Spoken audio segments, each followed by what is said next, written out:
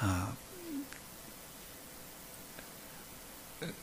그 뭐 프로야구 선수들 사이에서 굉장히 존경을 받는 코치가 있습니다. 그 코치는 타격 코치인데 예전에 LG와 또 삼성, 지금 넥센의 그 타격 코치로 있는, 우리가 뭐 이름을 잘 알지는 못하실 것입니다만은 박흥식이라는 그 타격 코치가 있습니다. 그분은 항상 선수들에게 굉장히 존경을 받고 그 이승엽이라는 그 타자를 길러낸 그러한 코치로 그렇게 알려져 있는데, 이승엽은 아주 무명의 고졸 그런 신인이었을 때, 아무도 그의 가능성을 알아보지 못했을 때 그 박흥식 코치와 함께 새벽 2, 3시까지 항상 연습하고 그리고 같이 살면서 그렇게 이승엽을 만들어낸 사람이 바로 박흥식이다라는 이야기를 하는데요. 그래서 일본에 이승엽 선수가 진출한 이후에 타격 폼이 흐트러지고 아주 그 부담감 때문에 완전히 엉망이 된 적이 있었습니다. 그때 다시 한국에 찾아와서 그 대선수가 이제 그 박흥식 그 코치에게 찾아갔어요. 그 박흥식 그 코치가 막 울면서 그 일본 코치들이 너를 완전히 다 망쳐놨다고, 잠깐의 어떤 성적을 위해서, 잠깐 이 선수가 홈런을 빨리 이 경기에서, 빨리 요 다음 경기에서 치게 하기 위해서 그 사람의 몸에 맞지 않는 그런 타격 폼들을 막 구겨 넣어서 이상하게 만들어놔서 네가 이렇게 됐다고. 그래서 다시 처음서부터 다시 시작하자고. 그래서 처음서부터 우리 한번 다시 한번 만들어보자. 해서 다시 만들어서 그 몇 달간 그렇게 다시 예전에 그런 전성기 때의 그 몸을 만들어서, 그 타격 폼을 만들어서 다시 갔다고 합니다. 그런데 그분이 이제 인터뷰한 그런 어떤 기사 가운데 제가 이 말씀을 드리는 이유는, 예전에는 그 코치들이 방망이를 이렇게 갖다 두고 너 이렇게 해, 너 왜 이거 못해 하면서 그냥 알든 모르든 네가 따라와, 이렇게만 이야기했었대요. 모든 코치들의, 대부분 그 야구계에서의 코치들의 모습인데, 이 박흥식이라는 코치가 끝까지 존경을 받는 이유는 무엇이냐면 그렇게 하지 않았다는 것입니다. 코치는 동반자일 뿐이다. 그러니까 네가 어떻게 생각하는지. 그래서 코치가 제일 먼저 해야 될 일은 무엇이냐면 그 선수의 마음을 얻는 일이라고. 그래서 지금도 박흥식 씨는, 그 가족들은 이제 미국에서 원래 세탁소를 하다 온 분이어서 미국에 세탁소를 하고 있고, 자기만 혼자서 그 목동구장 근처에서 사는데, 그 2군의 아주 유망주들, 그러니까 무명이고 완전히 야구를 포기하려고 했던 그 선수 2명이랑 같이 삽니다. 완전히 자기 아들들처럼 그렇게 길러서 아주 지금도 굉장히 좋은 선수들로 길러내고 있는데, 항상 이렇게 마음을 쓰고 항상 같이 먹여주고, 그리고 자기 아들처럼, 자기 정말 친동생처럼 그렇게 길러주는 거예요. 그래서 거기에서부터 그 힘이 나오는 것입니다. 그래서 지금 넥센이라는 팀이 프로야구 전 구단 중에서 제일 가난한 팀이지만 성적이 그래도 괜찮아요. 대기업이 운영하는 팀보다 더 괜찮습니다. 거기에 어떤 숨은 공신이 박형식이라는 분인데, 오늘 우리가 교회에서도 마찬가지입니다. 교회에서 여러 가지 문제가 있고 또 여러 가지 일들이 있고 의견들이 있고, 교회는 각 사람들이 각양각색의 사람들이 모이는 곳이기 때문에 말들이 많죠. 분쟁이 없을 수가 없는데, 거기에서 이제 여러 케이스들에 대해서 바울이 한마디로 정의한 것이 있어요. 그것은 무엇이냐면 너희가 나를 본받는 자가 됐으면 좋겠다. 나를 좀 닮았으면 좋겠다라고 하는 것입니다. 이것이 진짜죠. 내가 그리스도를 닮은 것처럼 너희도 나를 닮았으면 좋겠다. 이 단계까지 나가는 것이 얼마나 중요하겠습니까? 그러니까 정말 마음이 하나가 되고 또 마음이 맞고 하면 이제 거기에서부터 그 내면에 있는 진짜가 나오게 되고 그것이 닮아가는 것이죠. 그래서 그 예수님의 제자가 된다는 것은 예수님이 제자들을 불러 모아놓고 뭐 칠판에 뭐 구약 뭐 창세기부터 쭉 강의를 하시고 이거 이렇게 되고 너희 시험 보고 뭐 이런 진리를 말씀하시는 것이 아니에요. 그것은 나중에 그들의 어떤 상황이 되었을 때 말씀하신 것이고 예수님께서 제자들과 하신 것도 같이 사신 것입니다. 그리고 제자들에게 강요하지 않으셨어요. 너 이렇게 해라. 너 왜 이렇게 잘못하냐. 이런 것을 하지 않으시고 어떻게 살아야 되는지 하나님의 아들로서 살아가는 것은 어떤 것인지에 대해서 그저 사셨던 것입니다. 강요하지 않고 그냥 옆에서 계셨던 것이죠. 그것이 바로 제자도의 어떤 핵심입니다. 그러니까 그래서 제자들은 예수님처럼 살게 되었죠. 그래서 제자들이 물론 때때로는 시험에 통과하지도 못하고 때때로 넘어지곤 했습니다마는 그러나 중요한 사실은 예수님의 제자들은 모두 다 예수님처럼 죽었다는 것입니다. 다 순교하고 또 복음을 위해서 끝까지 그것을 지키고 그것이 바로 제자도의 참된 본이죠.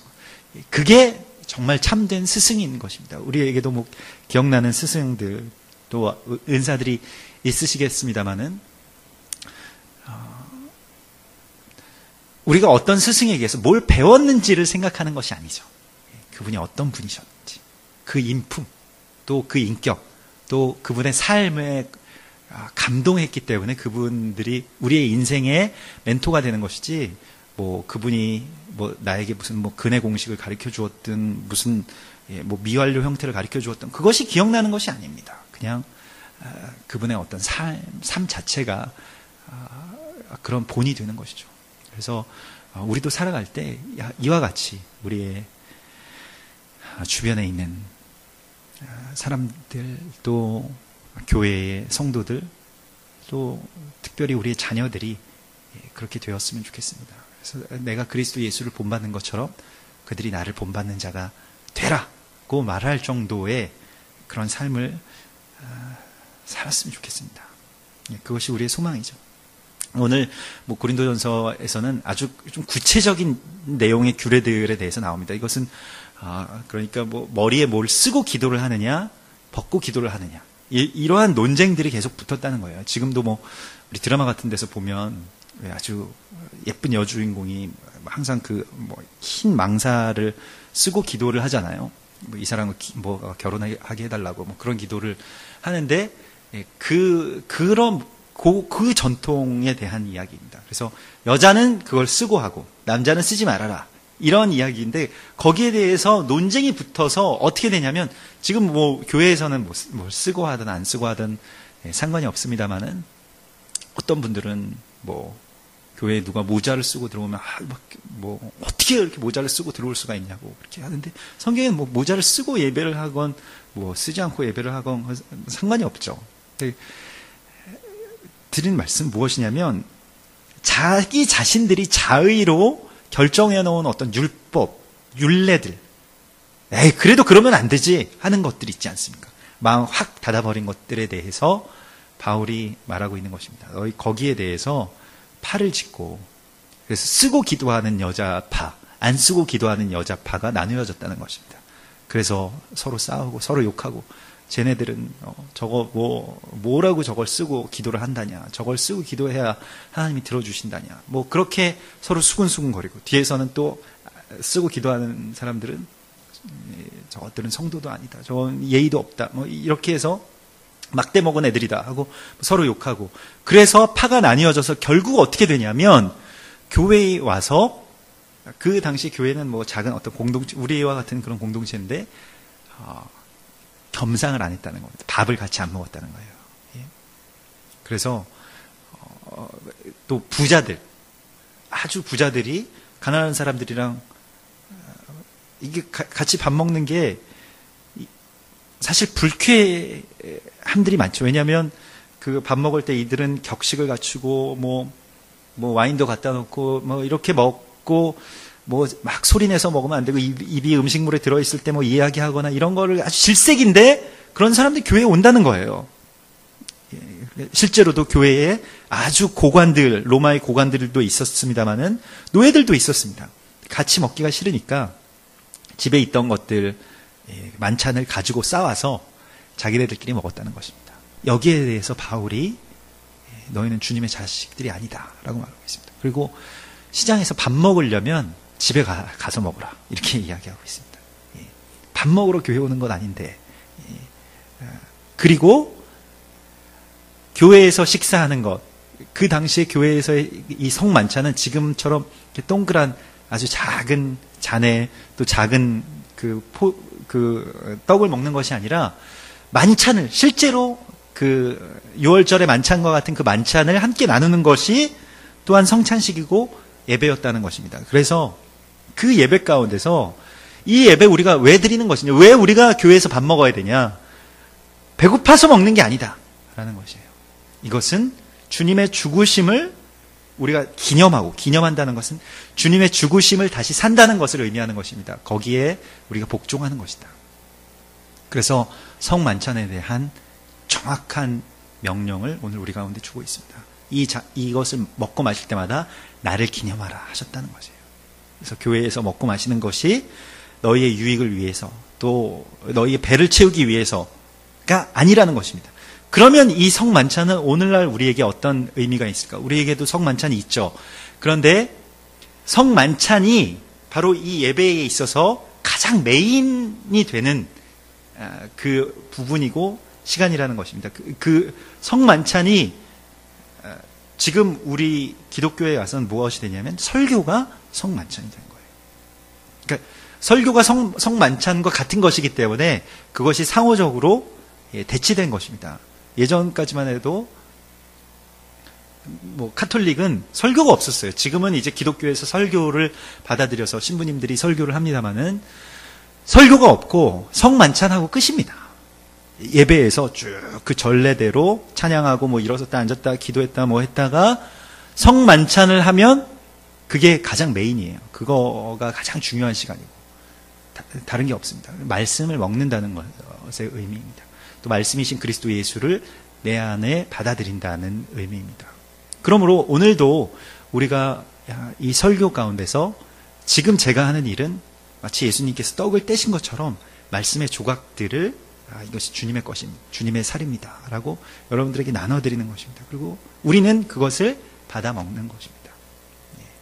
거기에 어떤 이해로 아니면 나는 이런 떡은 별로 안 좋아하는데 나는 잘 안 맞다 하는 것으로 하는 것이 아니라 그냥 이걸 먹는 것이죠. 그리고 주의 피, 예수의 죽으심을 내 안에 모셔드리는 것, 이것이 바로 예배의 가장 깊은 본질입니다.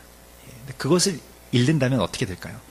저 양반 설교 잘하네, 저 사람 설교 어디서 베꼈나 보네, 이런 식으로 판단하고 내가 재단하고 별로 먹을 생각이 없이 그냥 간다는 것이에요.